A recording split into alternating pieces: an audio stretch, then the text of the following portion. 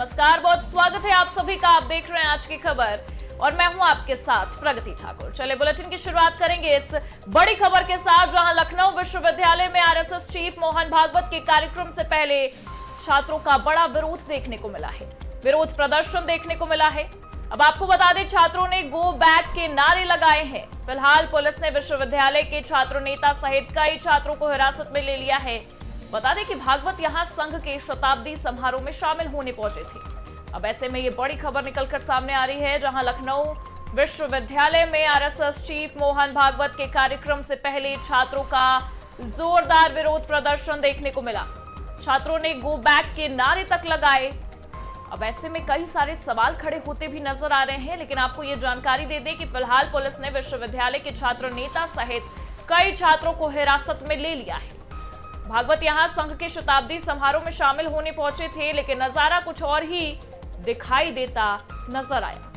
ऐसे में आपको यह बता दें कि आरएसएस चीफ मोहन भागवत के कार्यक्रम से पहले ही छात्रों ने गो बैक तक के नारे लगाना शुरू कर दिए, जोरदार विरोध प्रदर्शन किया। और मामले पर जरा जानकारी के लिए हमारे ब्यूरो चीफ विवेक त्रिपाठी हमारे साथ जुड़े हुए हैं। विवेक जी, जिस तरीके से ये मामला सामने आया, पहले आरएसएस प्रमुख को लेकर ये चीज सामने आ रही थी कि वो उनका लखनऊ दौरा है, अच्छा कार्यक्रम होगा, लेकिन लखनऊ विश्वविद्यालय से बिल्कुल इतर तस्वीरें निकलकर सामने आई। विरोध देखने को मिला, गो बैक तक के नारे लगे। क्या कुछ जानकारी निकलकर सामने आ रही है?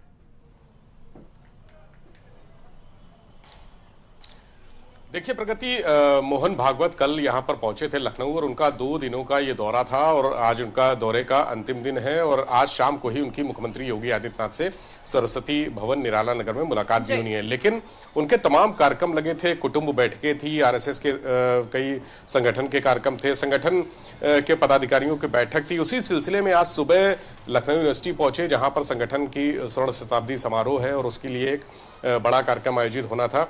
जो आरएसएस से भारतीय जनता पार्टी की जो स्टूडेंट विंग है वो कार्यक्रम को ऑर्गेनाइज करा रही है आरएसएस के साथ मिलकर, तो वहां पहुंचे, लेकिन वहां पर उनको विरोध का सामना पड़ा। चूंकि कल ही उन्होंने जो यहाँ सरस्वती भवन में मुख्यालय में बैठक की थी आरएसएस के, वहां पर उन्होंने ये कहा कि यूजीसी को लेकर जो उनका बयान था कि कानून का पालन सबको करना पड़ेगा और यूजीसी को लेकर लखनऊ यूनिवर्सिटी के स्टूडेंट हो या पूरे देश भर में युवा वर्ग, खासकर सवर्ण समाज, वो यूजीसी के नियमों का जो नई नियमावली आई है उसका विरोध कर रहा है। ऐसे में आज वहां पर जब पहुंचे हैं मोहन भागवत, तो यूनिवर्सिटी के तमाम स्टूडेंट्स, जिसमें समाजवादी पार्टी की जो स्टूडेंट विंग है और कांग्रेस की जो स्टूडेंट विंग है, उसके ज्यादातर छात्र छात्राएं थी, उन्होंने विरोध शुरू कर दिया, नारेबाजी शुरू कर दी, गो बैक के नारे लगाए।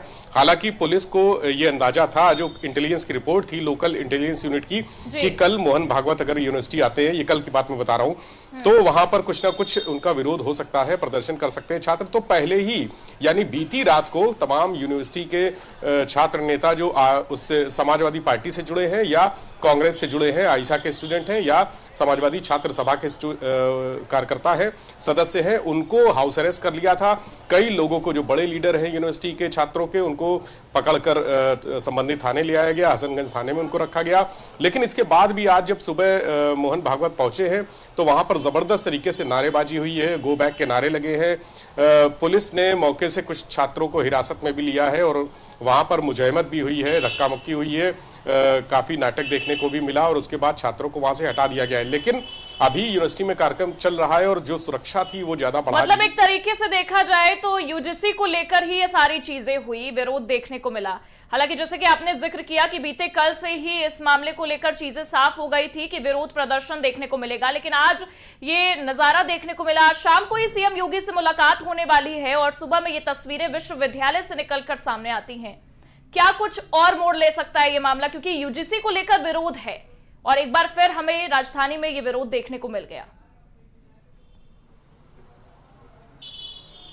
देखिए प्रगति यूजीसी केंद्र का मुद्दा है और केंद्र इसका समाधान भी ढूंढ रहा है। कहा गया है कि इसको, चूंकि मामला कोर्ट में भी है, तो ये कहा गया है कि जो निर्धारित एक तारीख दी है कोर्ट ने और कहा है इस तारीख तक कोई भी डेवलपमेंट इसमें संशोधन ना किया जाए, उसके बाद फिर दूसरी तारीखों की सुनवाई होगी। लेकिन छात्र छात्राएं, खासकर युवा वर्ग, सवर्ण समाज का वो आंदोलित है।